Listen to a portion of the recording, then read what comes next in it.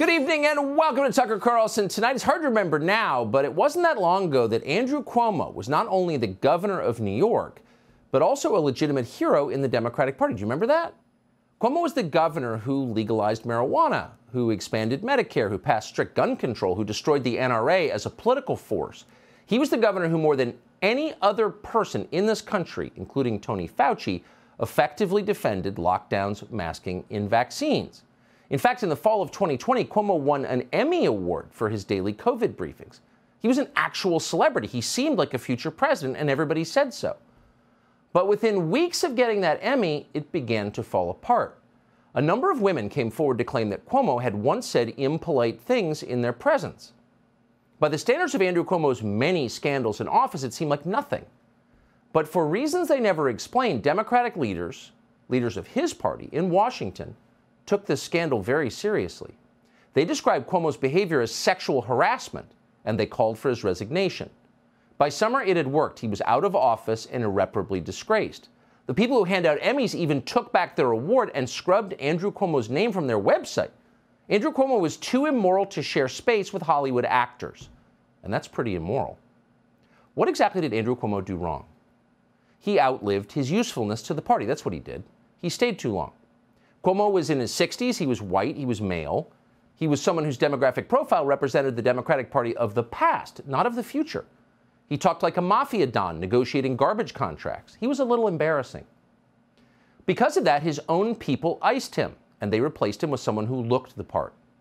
No one cried when Andrew Cuomo resigned. They just moved on. The Democratic Party is not a sentimental place. It's hard not to think of Andrew Cuomo when you see what is happening to Joe Biden right now. Kamala Harris is certainly thinking about it. Harris was in a suspiciously good mood today.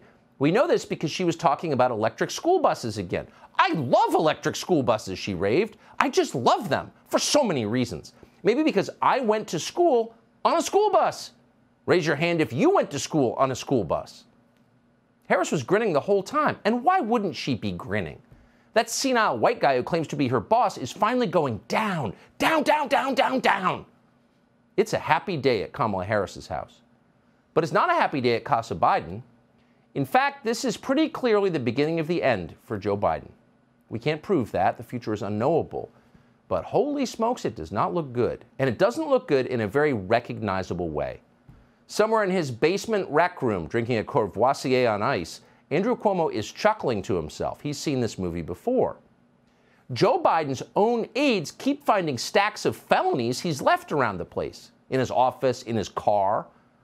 And instead of throwing this evidence in the fireplace, as under normal circumstances they would, they're sending these documents on to the Justice Department. That's not a good sign. Meanwhile, Biden's Attorney General, the most unscrupulous, unethical Attorney General this country has ever had, has somehow decided that actually, in order to maintain his unsullied record of nonpartisanship, he's going to have to pass these documents, these stacks of felonies, onto an independent counsel because that always works out well for a sitting president. And by the way, in this case, the independent counsel is a Republican. Good luck, Joe Biden. Happy 80th birthday. Here's Merrick Garland.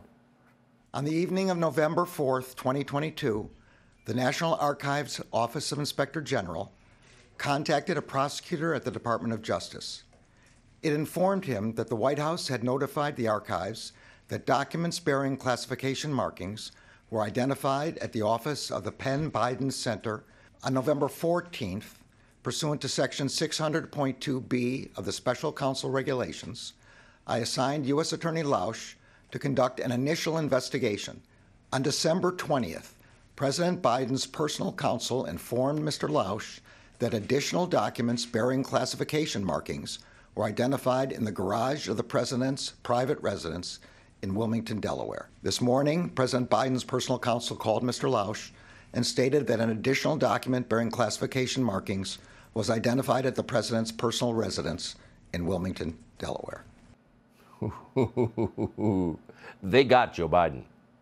His own people got Joe Biden. But they don't want to wreck the party in the process. You following this? So the Department of Justice knew on November 4th that Joe Biden had committed crimes. November 4th was 4 days before a pivotal midterm election. So naturally, the DOJ didn't issue a press release about it. They didn't dispatch the FBI to raid Biden's home in Rehoboth and root through Dr. Jill's underwear drawer. No chance of that. Biden may be a terrible president, but he's still a Democrat. It's not like he's orange.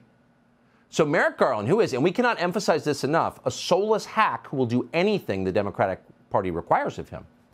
Merrick Garland kept the news secret long enough to keep other Democrats out of the blast zone. Why hurt everybody else? They're just trying to hurt one guy. It's Joe Biden. So it wasn't until today that we knew Biden had been stashing state secrets in his Corvette. Here's Fox's Peter Ducey. Okay. Classified material next to your Corvette. What were you thinking?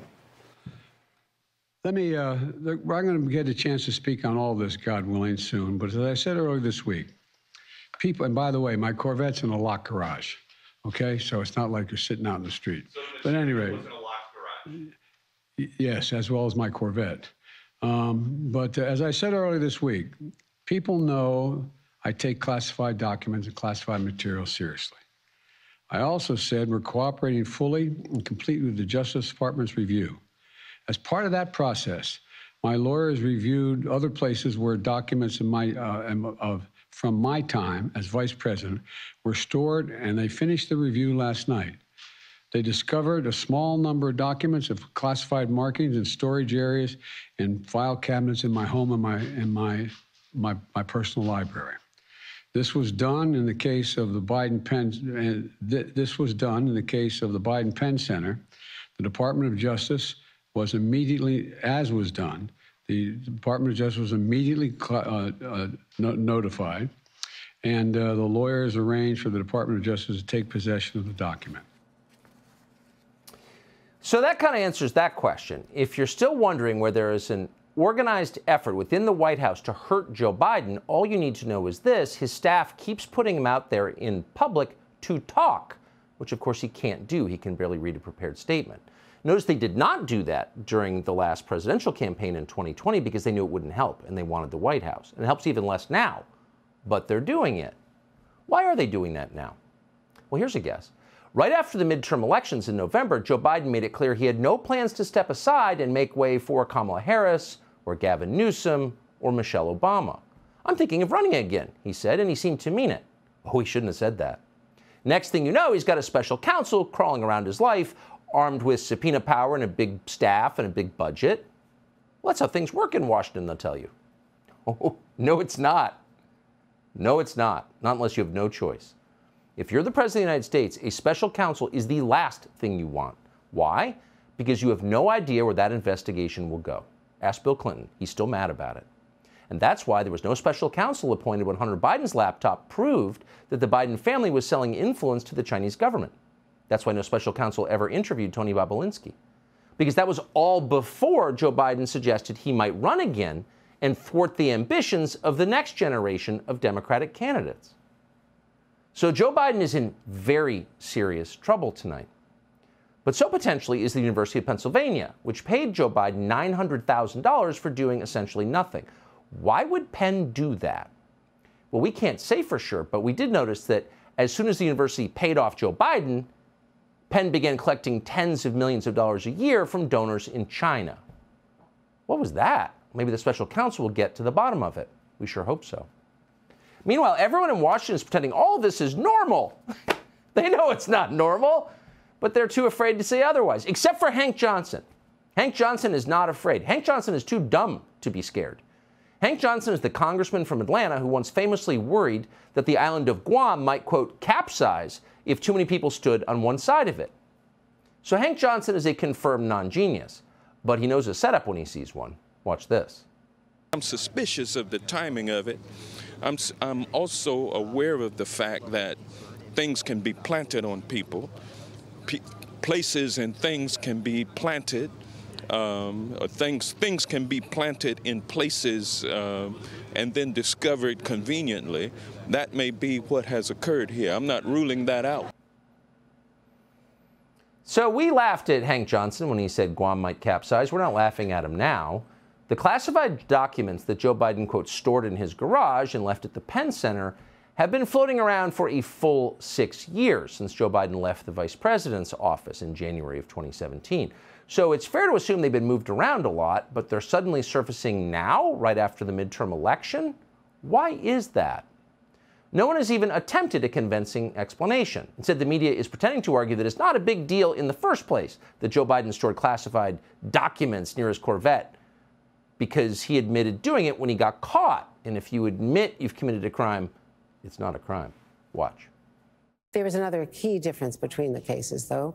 In Biden's case, his attorneys reported the discovery and cooperated by turning them over immediately. That was not the case, of course, with Trump. So in the Mar-a-Lago case, that really does appear to be a much more complicated case. Of course, we're seeing a very big difference in what the Biden White House is doing around this and what Trump has done. Night and day. You have the inadvertent, we don't even know if Biden had anything to do with it. There are important distinctions between this and the swirl of controversy around Donald Trump and the documents at Mar-a-Lago. What you see in that document's case is a textbook example of the best possible way of handling the discovery of government documents after leaving office that should have been returned before leaving office. What you see is the exact opposite of Donald Trump's behavior. These people are so filthy. If their team invaded Poland, they'd defend it. They'll say literally anything. This is the exact opposite of Donald Trump's behavior. All right, Larry O'Donnell.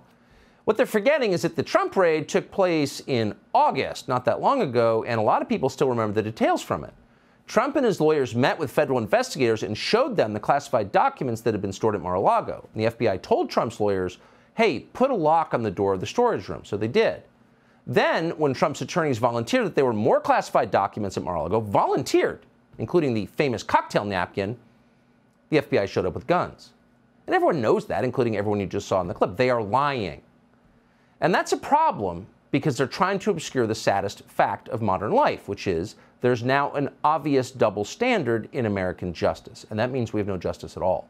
That's a tragedy for this country. It'll be a long time before we recover from it. Joe Biden is partly responsible. He helped introduce this corruption into our system.